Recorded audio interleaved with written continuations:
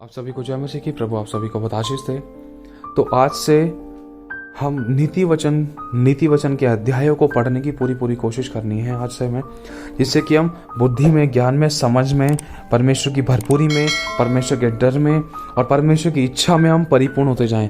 उन गहरी से गहरी, बड़ी से बड़ी, छोटी से छोटी बातों को हम सीखे जिनमें हम चूक जाते थे, जिनको हम हल्का समझते थे या जिनके कारण हमने बहुत कुछ खोया है। तो ये वो बातें हैं, ये वो ज्ञान की, समझ की और बुद्धि की बातें जो प्रभु चाहते हैं हमारी ज़िंदगी में हो, ताकि हम छोटी से छोटी बातों में कभी चूकने ना पाएं, कभी कुछ खोने ना पाएं, कभी हम गिरने ना पाएं, कभी हम ठोकर ना खाएं।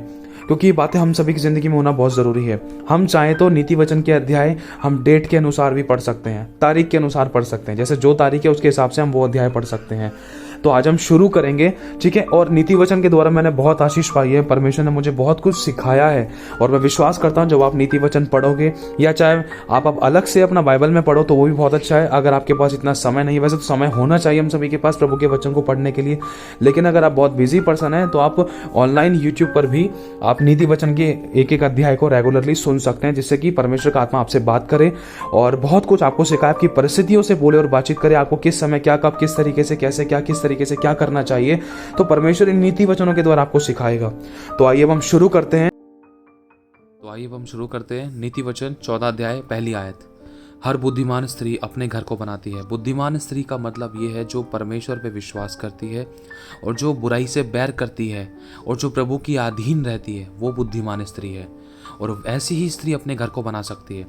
वरना हमने इतनी सारी बातें जानी है, सुनी हैं और समझी हैं कि एक शादी होने के बाद भी दूसरों के साथ लगना, व्यभिचार करना, पाप करना, माता पिता की अधीनता में ना रहना, पति को मारना पीटना, पति के साथ गाली गलौज करना, बच्चों को गलत शिक्षा देना, गलत काम में हाथ लगाना, गलत काम में हाथ मिलाना, खुदा के वचन के विरुद्ध जाना, बहुत सारी और भी 636 बातें हैं। तो वो बुद्धिमान स्त्री नहीं है।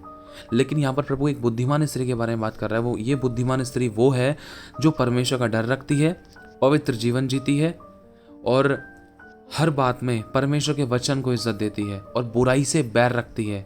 चुगली, निंदा, दोष, विरोध, फूट, विधर्म, ढहा, मतवालापन, लीला क्रीड़ा और बुराई खोजना, बुराई करना और दूसरे पर दोष लगाना, कमियां निकालना, ये सब बातें इस बुद्धिमान स्त्री के अंदर नहीं होती।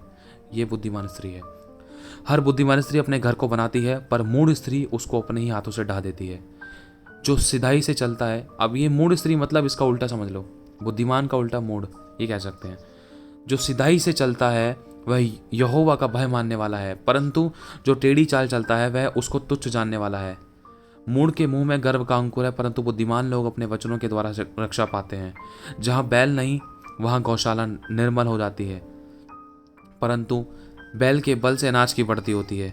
सच्चा साक्षी, सच्चा गवाह झूठ नहीं बोलता, परंतु झूठा गवाह झूठी बातें उड़ाता है। ठट्ठा करने वाले बुद्धि को ढूंढते हैं, ठट्ठा करने वाला बुद्धि को ढूंढता है परंतु नहीं पाता, परंतु समझ वाले को ज्ञान सहज से मिलता है। मूर्ख से अलग हो जा तो उससे ज्ञान की बातें ना पाएगा। चतुर की बुद्धि अपनी चाल का जानना है, परंतु मूर्खों की मूढ़ता छल करना है। मूढ़ लोग दोषी होने को ठट्ठा जानते हैं, परंतु सीधे लोगों के बीच अनुग्रह होता है। मन अपना ही दुख जानता है और परदेशी उसके आनंद में हाथ नहीं डालता। दुष्टों का घर विनाश हो जाता है, परंतु सीधे लोगों के तंबू में आबादी होती है। सीधे लोग वही हैं जो अंदर और बाहर एक से हैं और प्रभु का डर मानते हैं। ऐसा मार्ग है जो मनुष्य को ठीक जान पड़ता है, परंतु उसके अंत में मृत्यु ही मिलती है। एक ऐसा भी मार्ग है जो मनुष्य को लगता है कि सब कुछ ठीक है, हम ठीक कर रहे हैं, हाँ, अरे सब कुछ सही चल रहा है, अरे हम बिल्कुल ठीक कर रहे हैं, अरे वो गलत है, पास्टर गलत है, सिस्टर गलत है, मैडम गलत है, घराना गलत है, हम सही हैं और प्रभु का वचन भी गलत है, हम सही हैं। तो प्रभु कह रहा है एक ऐसा भी मार्ग है जो मनुष्य को तो ठीक लगता है, हाँ भाई मैं ठीक कर रहा हूँ, लेकिन उसके अंत में मृत्यु ही मिलती है। शैतान भी शुरुआत में मीठी गोली देता है, उसका असर बाद में पता चलता है। हंसी के समय भी मन उदास होता है और आनंद के समय में शोक होता है। जिसका मन ईश्वर की ओर से हट जाता है, जिसका मन परमेश्वर से दूर हो जाता है ना, वह अपनी चाल चलन का फल भोगता है, परंतु भला मनुष्य आप संतुष्ट होता है। बोला तो हर बात को सच मानता है, परंतु चतुर मनुष्य समझ बूझ कर चलता है।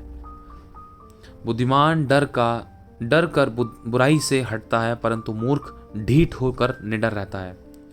जो झट क्रोध करे वह मूर्खता का काम भी करेगा, और जो बुरी युक्ति बांधता हो फिर से एक बार पढ़ते हैं, जो झट क्रोध करे वह मूढ़ता का काम भी करेगा, और जो बुरी युक्तियां निकालता हो उससे लोग बैर रखते हैं।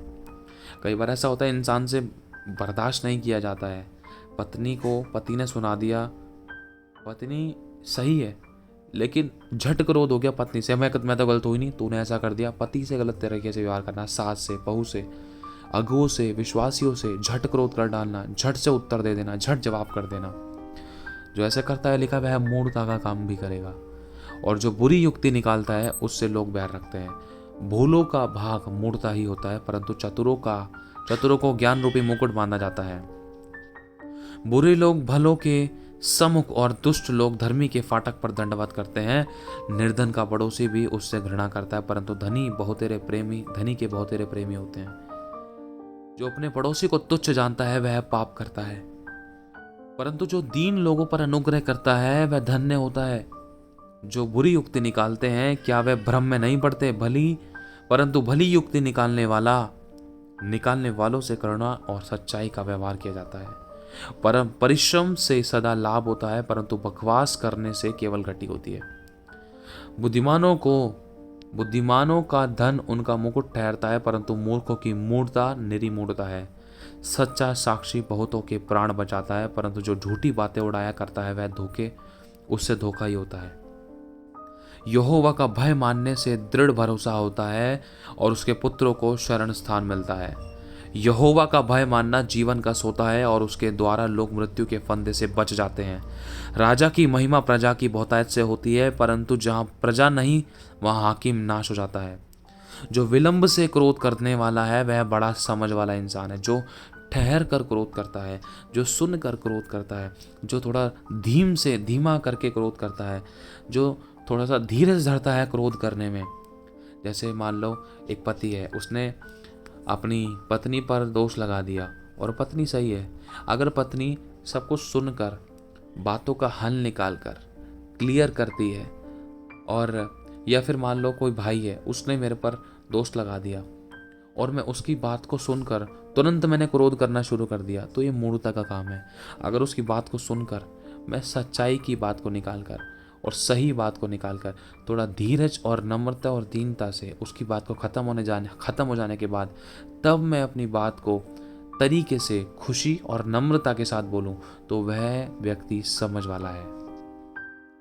क्योंकि जो इंसान सोच विचार कर बोलता है वो भला है, लेकिन जो झट क्रोध कर देता है, झट उत्तर दे देता है गलत तरीके से, जो झट मतलब एक दूसरे को दोषी ठहरा देता है बिना सही से समझे, तो मूढ़ता की काम करता है। जो विलंब से क्रोध करने वाला व्यक्ति है वह बड़ा समझ वाला है, परंतु जो अधीर है वह मूढ़ता की बढ़ती करता है। शांत मन तन का जीवन है, परंतु मन के जलने से हड्डियां भी जल जाती हैं। जो कंगाल पर अंधेर करता है वह उसके कर्ता की निंदा करता है, परंतु जो दरिद्र पर अनुग्रह करता है वह उसकी महिमा करता है। प्रभु कह रहा है कि जो कोई भी अगर कंगाल है किसी भी रीति से, तो उस पर अंधेर मत करना, उसकी निंदा मत करना, उसकी बुराई मत करना, उसकी कमी मत निकालना, उसका ठट्टा मत करना। अगर तू उसके साथ करेगा ना, तो ध्यान रख तू परमेश्वर की निंदा कर रहा है। परंतु जो दरिद्र पर अनुग्रह करता है, जो कंगाल है, जो बिल्कुल खत्म हो चुका है, खो चुका है, जो अकेला है, जो घटी में है, अगर तू उस पर अनुग्रह कर रहा है, उस पर दया कर रहा है, तो तू परमेश्वर की महिमा कर रहा है। दुष्ट मनुष्य बुराई करता हुआ नाश हो जाता है, परंतु धर्मी को मृत्यु के समय भी शरण मिलती है। समझ वाले के मन में बुद्धि वास किए रहती है, परंतु मूर्खों के अंत काल में जो कुछ है वह प्रकट हो जाता है। जाति की बढ़ती धर्म ही से होती है, परंतु पाप से देश के लोग का अपमान होता है। जो कर्मचारी बुद्धि से काम करता है उस पर राजा प्रसन्न होता है, परंतु जो लज्जा के काम करता है उस पर वह रोष करता है। हालेलुया। तो प्रभु आशीष आप सभी को, जय मसीह की।